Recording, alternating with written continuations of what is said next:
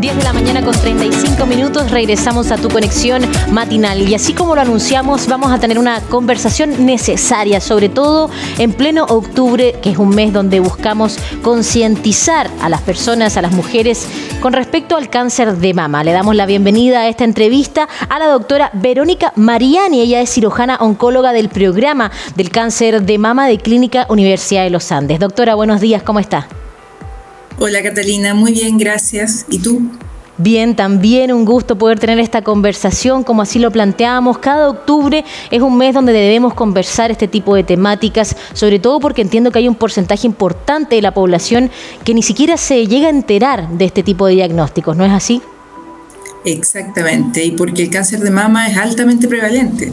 O sea, 1 de cada 7, 8 mujeres va a ser un cáncer de mama, o sea, indefectiblemente vamos a conocer a alguien o vamos a padecer nosotros de un cáncer de mama. ¿Cuáles serían quizás los signos a los cuales una debe prestar atención? El cáncer de mama tiene múltiples maneras de manifestarse. La más frecuente es palpar un nódulo en la mama. Pero también puede haber cambios en la forma, depresiones, cambios en el color de la piel, secreción por el pezón, presencia de ganglios en la axila, que uno palpe bolitas anormales en la axila. Sin embargo, la llamada del mes es, más que a consultar cuando hay síntomas, hacerse el examen de manera de poder hacer un diagnóstico anterior a los síntomas, cuando la enfermedad está tan inicial que ni el paciente se da cuenta y el examen físico que hacemos nosotros tampoco revela normalidad. Así de pronto podemos llegar. El autoexamen propiamente tal, si bien usted lo recomienda, ¿cómo poder hacerlo de manera correcta? La manera de hacer el autoexamen es comprimir el tejido mamario contra la pared torácica. Eso quiere decir que hay que palpar la totalidad de la mama, ejerciendo cierto grado de presión, porque si la palpación es muy superficial no va a detectar la presencia de masas que tengan una consistencia distinta a la del tejido normal. ¿Desde qué edad quizá usted recomendaría a una persona comenzar a hacerse este tipo de chequeos de manera anual? Ya, a ver, el autoexamen debería partir en la adolescencia, porque lo que le da mayor validez al autoexamen es el hecho de conocer la propia mama.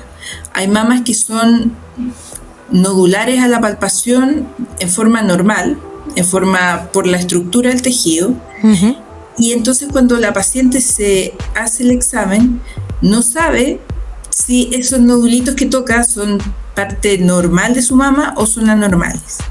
Si ella se empieza a hacer la autopalpación a una edad temprana, va a conocer cómo es su pechuga y en el fondo lo que va a llamar la atención es notar un cambio, una diferencia. Entonces es la historia, el haberse examinado las mamas muchas veces lo que da cierta capacidad de notar una normalidad. Compartimos labores, doctora, con un compañero, Karim Bujatla, y él nos dejó una pregunta para usted, doctora Verónica. ¿Esto es algo que solamente ocurre a las mujeres o es algo que también podemos encontrar en hombres? No, también se puede ver en hombres, pero es muchísimo más frecuente en mujeres, como 100 veces más frecuente en mujeres. En hombres es muy raro de ver. Pero lo que te quería decir es que el llamado, más que el autoexamen, es hacerse una mamografía anual, porque eso es lo que permite el diagnóstico temprano. Y hay muchos mitos también. Las personas piensan que duele, que es molestoso. ¿Es tan así, doctora? Sí, es molestoso. Pero la mamografía salva vidas. Es lo único que ha demostrado en estudios en poblaciones disminuir la mortalidad por cáncer, porque nos permite llegar muy, muy tempranamente. Y eso hace que el pronóstico en estos diagnósticos sea excelente y que los tratamientos tengan una menor complejidad. Entonces sí, uno debería partir haciéndose autoexamen tempranamente y practicarlo de manera regular, porque aporta, es gratis, uno no pierde nada haciéndose eso por si apareciera alguna cosa entre mamografía. Pero el llamado, lo que deberíamos hacer todas las mujeres es iniciar nuestro chequeo a los 40 años con una mamografía anual. ¿Qué importancia tiene también el historial familiar? Por ejemplo, si mi abuelita en algún momento desarrolló cáncer de mama, ¿hay una importancia importante, valga la redundancia, en ese tipo de situaciones? El hecho de tener antecedentes familiares hace que el riesgo de hacer un cáncer sea un poco mayor. Sin embargo, la mayoría de las pacientes que hacen un cáncer de mama no tienen factores de riesgo.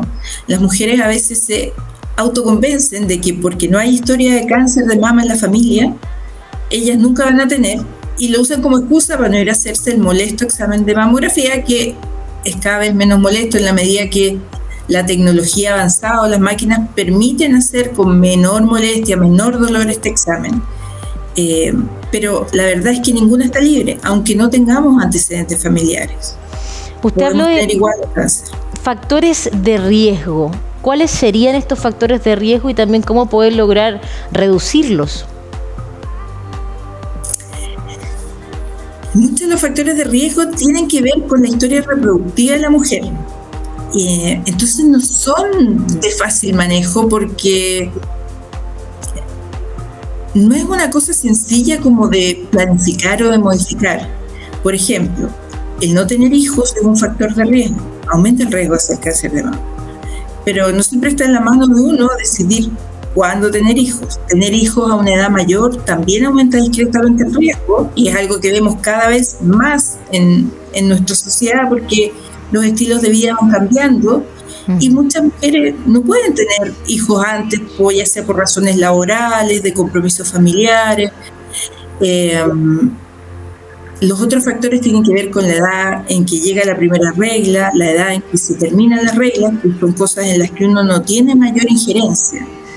Es un factor protector dar pecho, la lactancia es un factor protector, pero también, de nuevo, uno no es una cosa que pueda manejar en su antojo como, no sé, comer carne o no.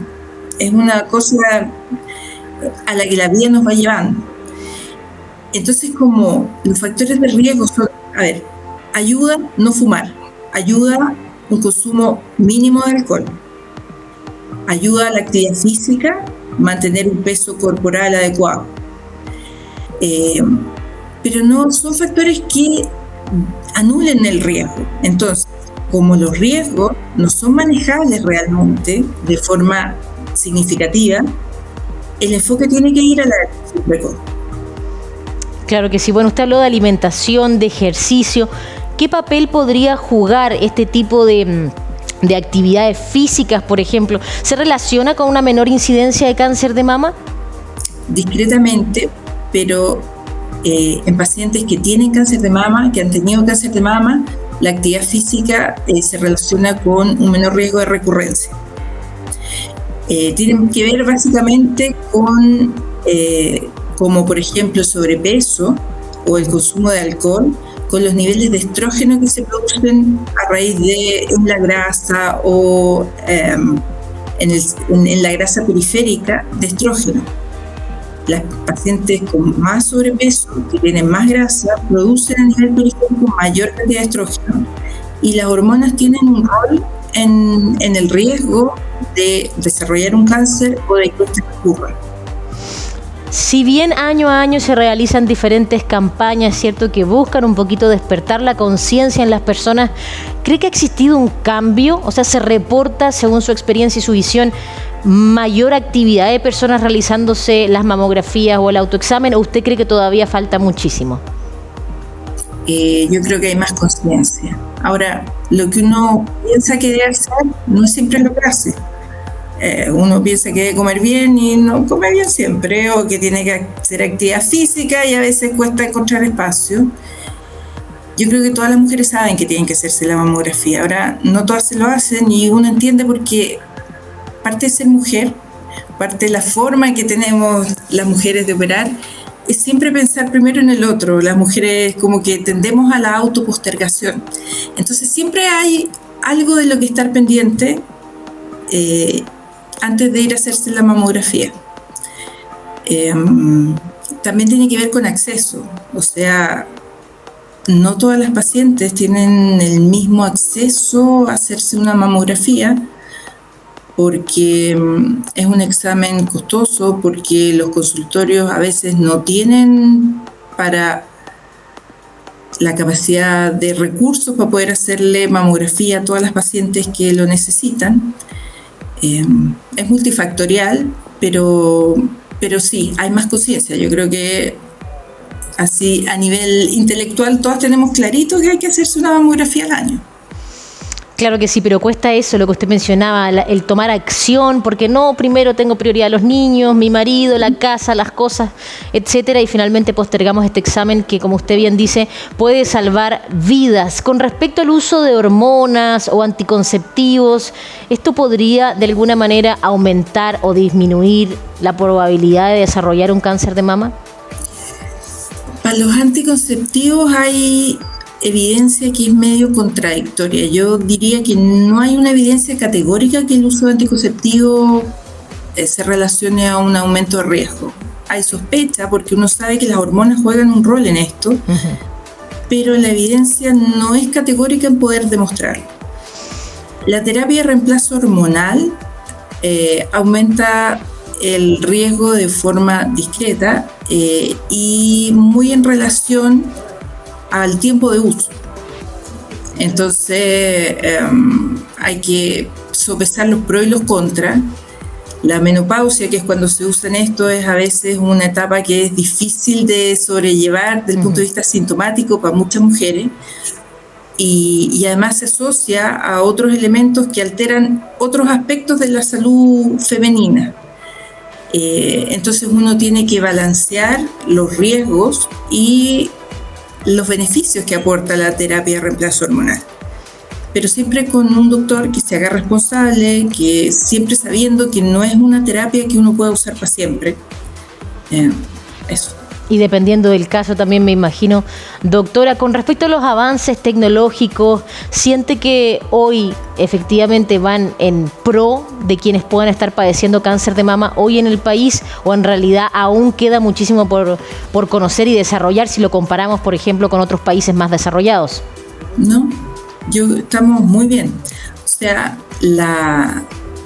la investigación médica es muy prolífica en cáncer de mama. Constantemente están apareciendo estudios, medicamentos nuevos, nuevas estrategias de manejo, se ajustan las opciones terapéuticas y Chile está muy bien dentro de las normas internacionales de manejo de cáncer de mama, son las mismas que aplicamos acá en la mayoría de los casos.